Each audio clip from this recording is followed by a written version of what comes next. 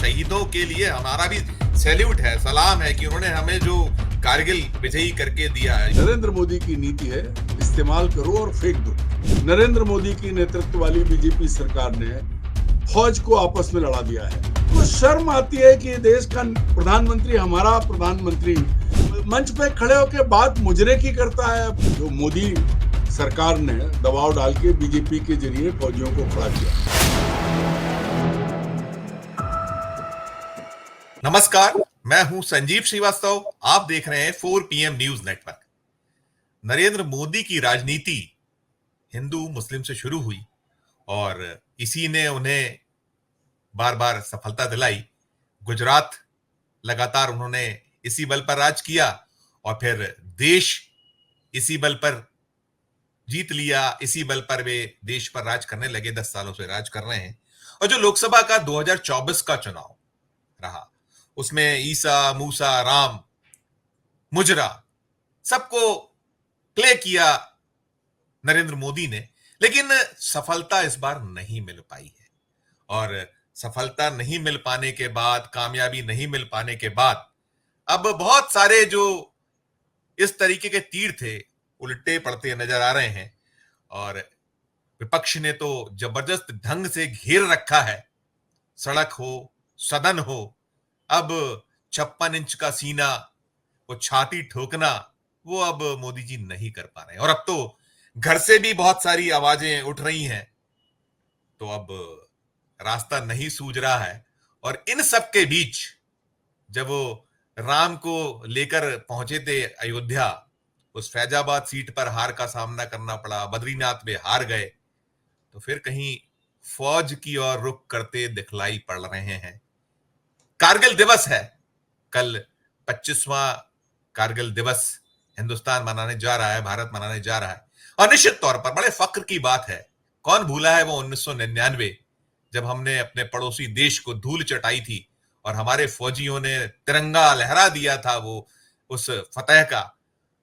और जश्न होना भी चाहिए, लेकिन जो प्रधानमंत्री जी ने ऐसा रुख फिर किया है और जो मोदी मीडिया इसी को फोकस किए हुए है, तो साफ कहीं ना कहीं ध्वनित हो रहा है कि अब राम से जो निराशा मिली, तो कहीं फौज के जरिए फिर वही बालाकोट पुलवामा जैसा एक दृश्य पैदा करके, और अब जो मैं कह रहा था कि उनकी जो छवि थी तार तार हुई है, बहुत सारे डेंट लगे हैं, तो कहीं ना कहीं उस डेंट को एक रिपेयरिंग कर ली जाए, पेंट कर दिया जाए, ऐसा कुछ निकल कर आ रहा है, कहा जा रहा है।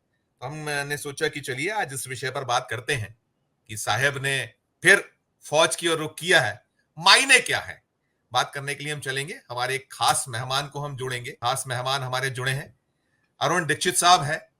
बहुत बहुत स्वागत करूंगा अरुण जी। और दर्शकों को पुनः याद दिलाऊंगा, मैं जब भी बात करता हूं तो दिलाता ही हूं कि अरुण दीक्षित साहब 4.5 दशक का अनुभव रखते हैं। नवभारत टाइम्स जैसे समाचार पत्र में रहे, उत्तर प्रदेश में उन्होंने संपादक की भूमिका अदा की है वहां के संस्करणों में। अभी मध्य प्रदेश में बसे हुए हैं, फ्रीलांस जर्नलिस्ट के तौर पर हैं। और आप इन्हें हर दिन आए दिन सुनते हैं अलग अलग चैनलों पे, 4 PM पे भी वे आते हैं, बेबाक टिप्पणियां करते हैं, शानदार बोलते हैं, खरा खरा बोलते हैं।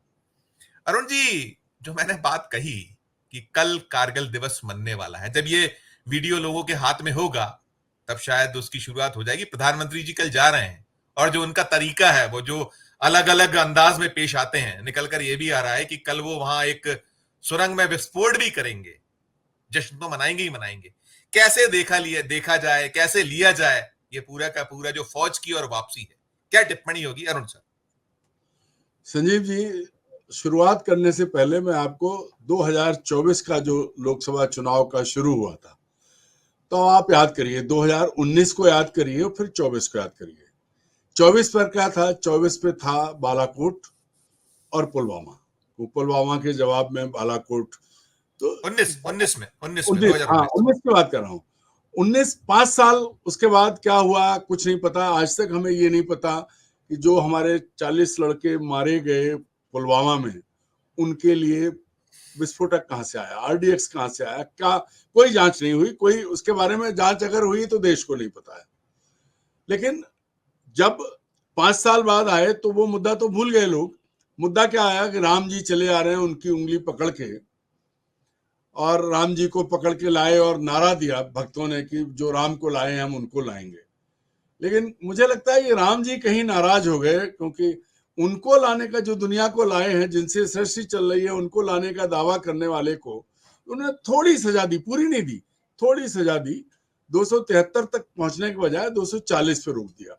उसमें ज्यादा मदद, बहुत ज्यादा मदद चुनाव आयोग और अफसरों ने की। अन्यथा राम जी ने तो व्यवस्था कर दी थी कि सामने बैठते या सदन छोड़ के चले जाते। अब क्या हो, क्योंकि सब कुछ एक्सपोज हो चुका है पिछले जून से लेके अब तक, जब से नतीजे आए हैं, और तीसरी बार और और उन्होंने और बहुत और थोड़ा पीछे जाए तो उन्होंने विधानसभा चुनाव जो 5 राज्यों के हुए थे उसमें भी यही सब करने की कोशिश की थी, कुछ जगहों पर मैं उन्हें सफलता मिल गई।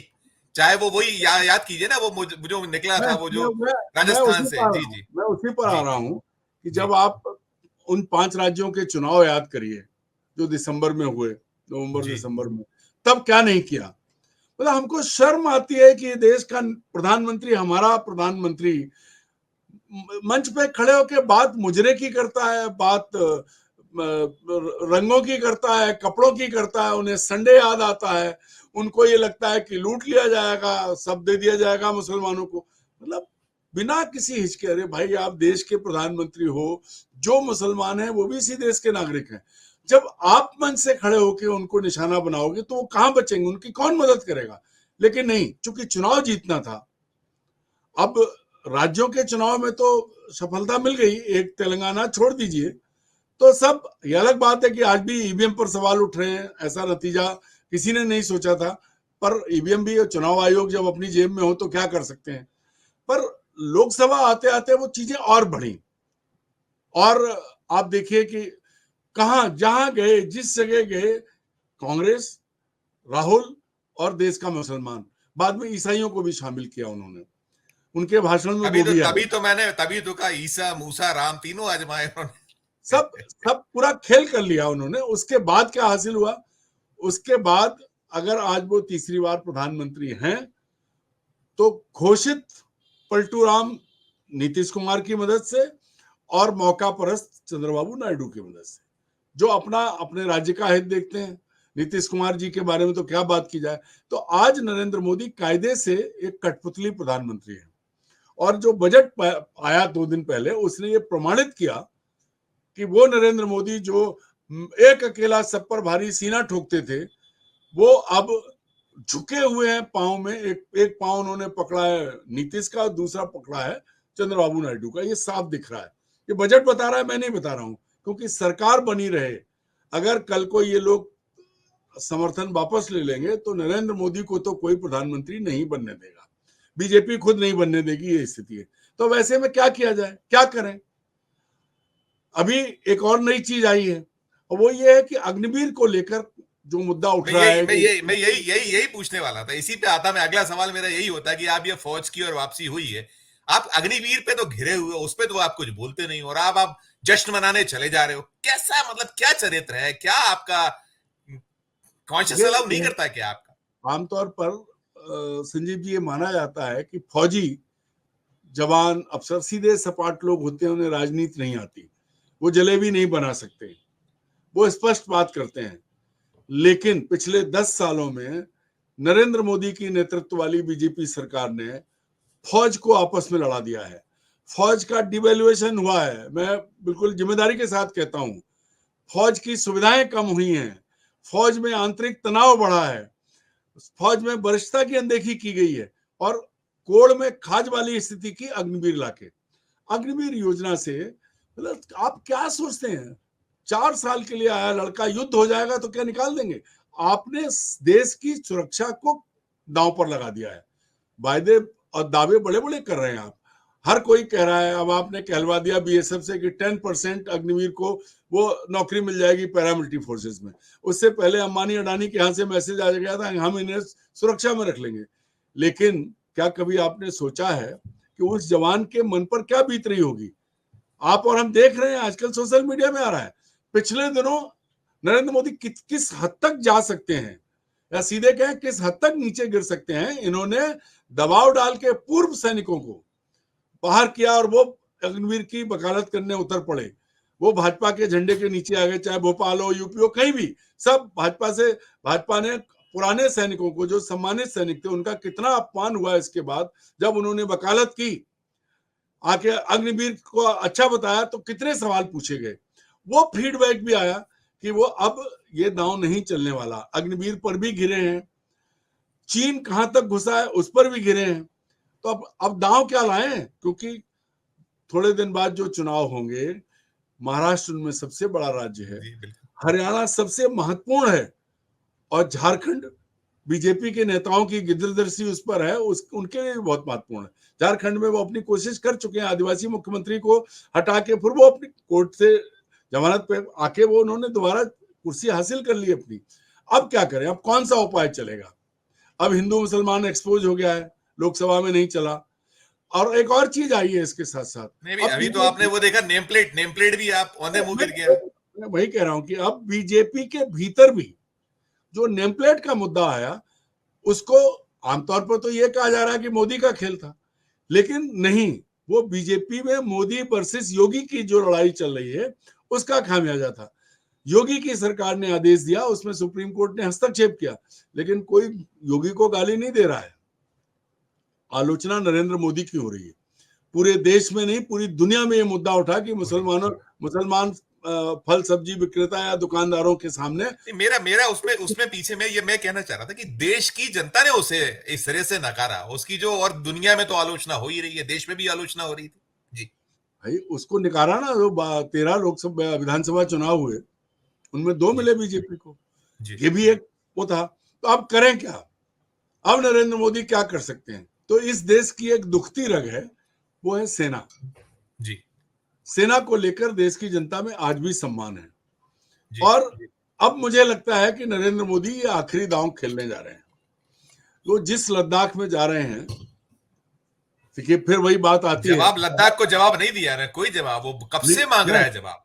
मत जाइए, आप मणिपुर मत जाइए, लेकिन लद्दाख को तो जवाब दे सकते थे ना। मैं वही कह रहा हूं कि आप लद्दाख के हजारों लोग लगातार धरने पे रहे।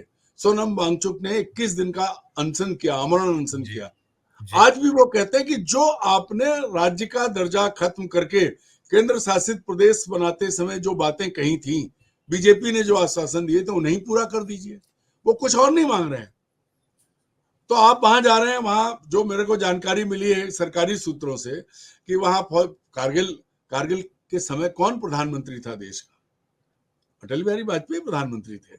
तो तब भी बहुत सवाल उठे थे। अब याद करिए आप, तब ताबूत कांड हुआ था, उस पर बहुत सवाल उठे थे। तो उन सब चीजें से हटे, आज आप जाके कारगिल में, ठीक है जाना चाहिए, सेना का मनोबल बढ़ाना चाहिए, बिल्कुल, लेकिन आप ये भी याद रखिए कि आपने सेना का मनोबल के साथ साथ उनका धैर्य भी तोड़ दिया है। आज कहीं रिकॉर्ड पर ये चीजें नहीं आ रही हैं। अच्छे योग्य युवा सेना की तरफ नहीं जाना चाहते, सेना में उनको उस चीजों के तरक्की के अवसर कम हुए हैं। क्यों? क्योंकि तमाम चीजें जो पॉलिटिक्स सेना के भीतर, बहुत सारी कटौतियां कर दी हैं आपने। नहीं, और आप उनको जो जी संजीव जी, सेना के भीतर राजनीति घुसेड़ दी है। सबसे बुरी चीज तो ये याद करिए, बहुत मुफीद बात जी, वन रैंक वन पेंशन को लेकर जब लड़ाई हो रही थी, जो उनके गैर पूर्व सैनिकों के संगठन थे, उनमें लड़ाई करा दी। एक जनरल को जेल जाना पड़ा, जो इसमें मास्टरी है, फुट डालो राज करो, ये नरेंद्र मोदी का बहुत पुराना शगल है। तो अब आज क्या है, अब कोई तरीका नहीं बचा है। संसद में, संसद के भीतर और संसद के बाहर अखिलेश और राहुल और अभिषेक बनर्जी और अपनी वो लड़की जो है, ये सब मिलके नए चेहरे जो हैं, तो वहां जवाब नहीं दे पा रहे हैं। अब क्या लाएंगे? अब आज से पूरा गोदी मीडिया पूरा आपके सामने सिर्फ और सिर्फ कारगिल दिखाएगा। कारगिल में जाएंगे तो दिखा रहा है। और बहरूपिया तो पैदाइशी है। तो कल आपको दाढ़ी वाले फौजी जनरल नजर आएंगे, वैसे कपड़े पहना दो तो ऐसा भी लगेगा कि पाकिस्तान के जनरल है।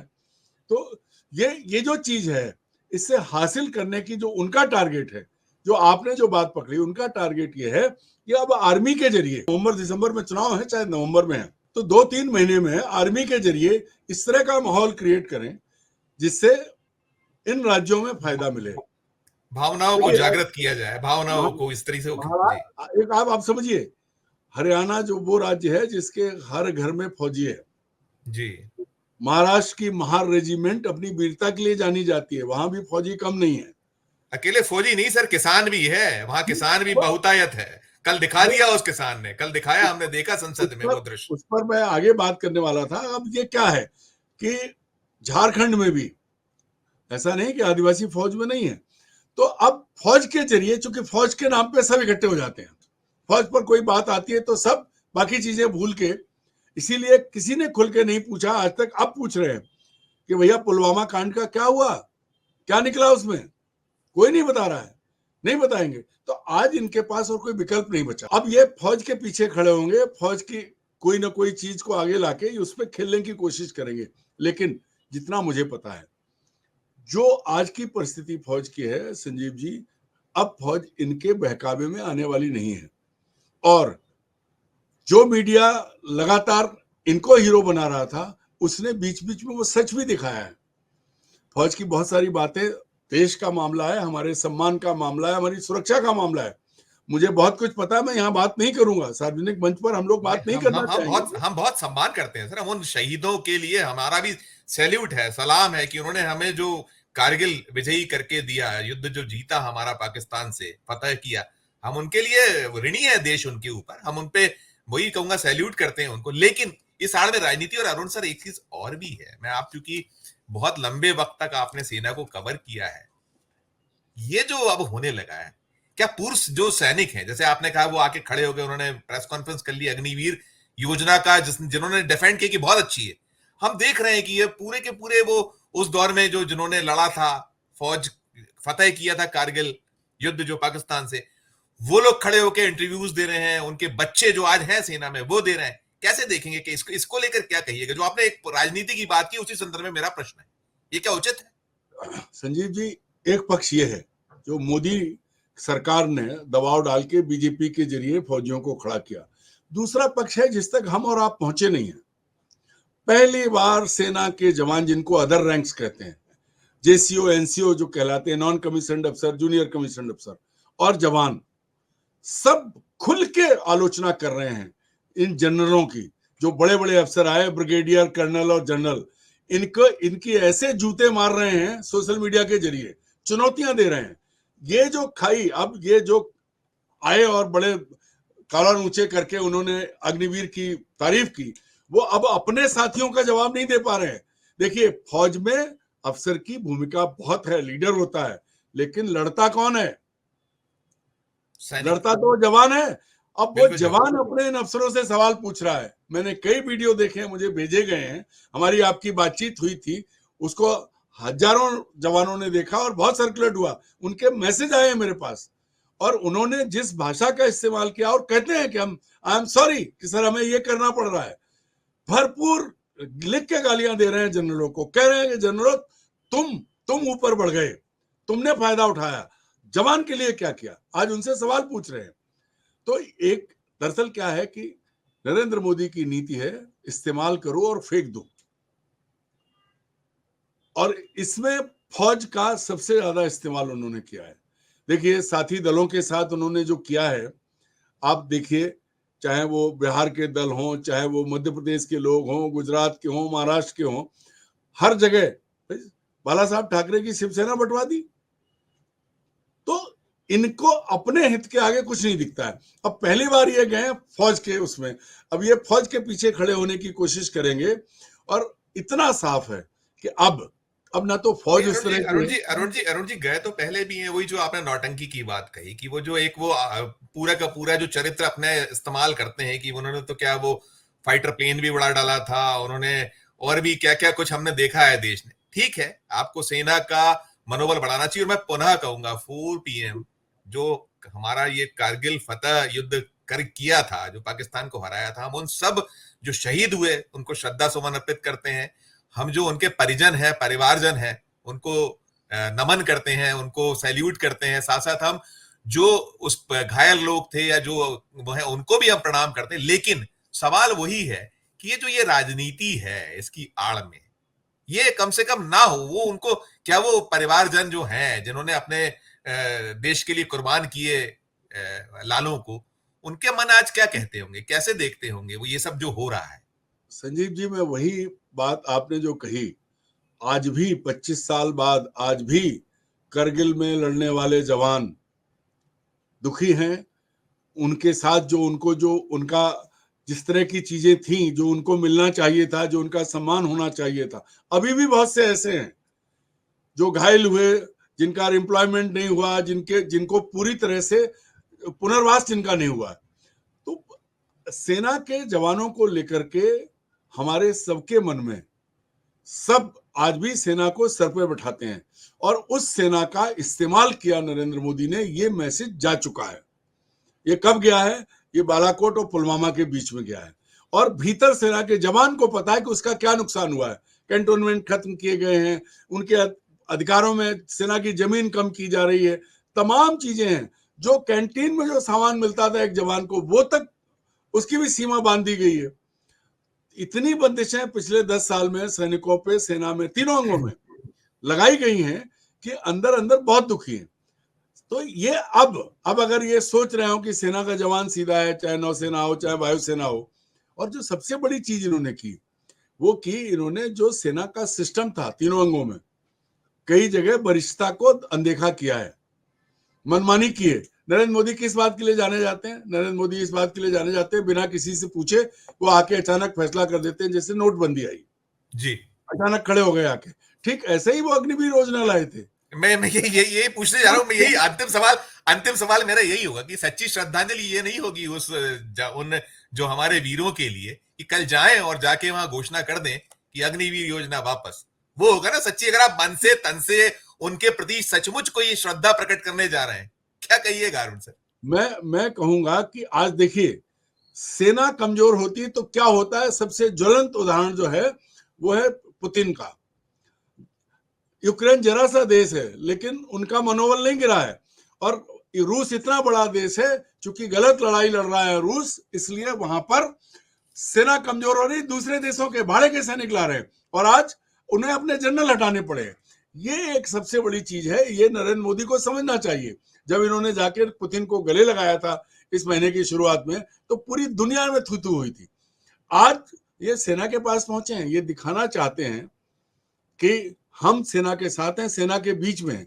सेना के शौर्य पर अगर आप शामिल होते हो तो आप उनका मनोबल बढ़ाने के लिए, पहला कि सेना में अग्निवीर सेना के लिए नहीं होंगे, अग्निवीर को आप अलग से तैयार करिए कि देश में एक बहुत बड़ा पैरेलल सिक्योरिटी नेटवर्क खड़ा है, सरकार उनको प्रशिक्षण दे और नौकरी लगवाए। लेकिन सेना को, और सेना के जो बदलाव किए गए हैं, जो सेना की सुविधाओं में कटौती की गई है, वो पूरी यथावत बहाल होंगी। और हमारी सेना अमेरिका की सेना से कम नहीं है, तो सुविधाओं के मामले में बहुत कम है। भाई, जो सैनिक अपनी जवानी देता है, जो अफसर अपनी पूरी योग्यता और वो लगाता है। अब अभी एक नई चीज शब्द आई है, किसी जनरल ने कह दिया है कि जवान मक्कारी करते हैं, वो मकरा कह दिया उन्होंने, मकरा। तो जवानों ने गालियां दी हैं जनरल साहब को कि तुम मकरे हो, हमें मकरा कहते हो, लड़ते हमारे बूते पर हो। कल नरेंद्र मोदी अगर सियाचिन में ये कहते हैं कि मैं ऐलान करता हूं कि अग्निवीर योजना आगे नहीं चलेगी, इसके अलावा सेना की जितनी सुविधाएं थी उन सब सुविधाओं को जो कटौती हुई है उनको हम वहीं वापस लाएंगे। और अमेरिकी सेना के मुताबिक, अमेरिकी सेना आज भी कहीं भी जाके लड़ती है। ओबामा को मारना जो है अमेरिकी सेना के बूते ही था। हम उस लेवल पे ले जाएंगे, उस तरह की ट्रेनिंग करवाएंगे और वो सुविधाएं देंगे। देश वाहवाही करेगा और ये माना जाएगा कि हाँ, हमारे प्रधानमंत्री मस्खरे नहीं है, बड़ी बड़ी बातें नहीं करते, कुछ करके भी दिखाते हैं। कल उन्हें यही करना चाहिए। बिल्कुल अरुण जी, बिल्कुल अरुण जी, बहुत अच्छी चर्चा, शानदार चर्चा, क्योंकि हम ये इस पे कहीं ना कहीं इसके निहितार्थ खोज रहे थे। ये ठीक है, हर साल मनाया जाता है कारगिल जो हमारा विजय दिवस है, और मनाना भी चाहिए, हम उसमें शामिल हैं। पुनः मैं कहूंगा कि हमारी इस तरह की जो हमारा एक शौर्य है, उसके शौर्य का सदैव सदैव उसका गुणगान होना चाहिए, लेकिन उसके पीछे राजनीति यदि की जाएगी तो सवाल तो खड़े होंगे। अरुण जी, बहुत बहुत शुक्रिया, बहुत बहुत धन्यवाद, हमें आपने वक्त दिया चर्चा के लिए, बहुत शुक्रिया।